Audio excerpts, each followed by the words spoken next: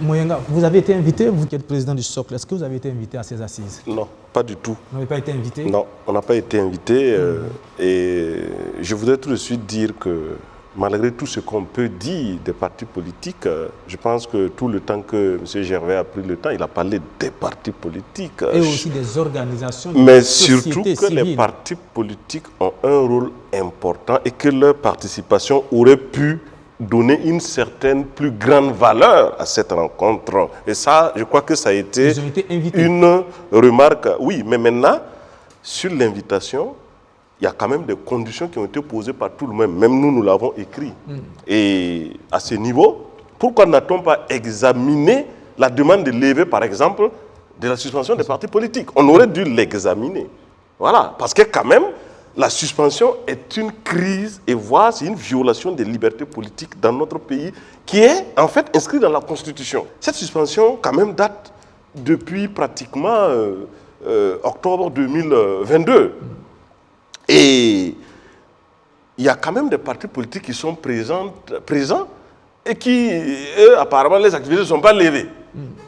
Ils fonctionnent à l'ALT, si je ne me trompe pas. Et certains ont dû participer même... À l'ALT, tout le monde est représenté. Oui, mais c'est des partis politiques quand même. Bien sûr. Avec, et pourquoi? Mais par exemple, nous, on n'est pas représentés et nos activités sont quand même suspendues. Ça fait double sanction. Ça veut dire qu'il y a quand même problème. Cette suspension est une terreur qui empêche même l'activité politique, qui bloque l'articulation d'un parti politique, que ce soit du point de vue de son fonctionnement interne ou de son fonctionnement externe à travers ses structures. Il y a un risque permanent que vous soyez en fait exposé à une sanction, à une interpellation, et on en a vu des chefs de partis politiques qui ont été interpellés dans ce pays. Donc du coup, cette suspension, pendant longtemps, s'est transformée en un instrument de terreur, voire même de liquidation des partis politiques. Vous voyez que M. Natambega, en expliquant, a déjà même projeté le fait de la rationalisation, parce que ça aussi, on suscite ça. D'autres même parlent de supprimer les partis politiques. Alors, ça revient à des visées monopolistiques de domination de l'espace politique par des gens qui en ont décidé ainsi. En ce moment, ça veut dire que c'est une dictature en tant que telle.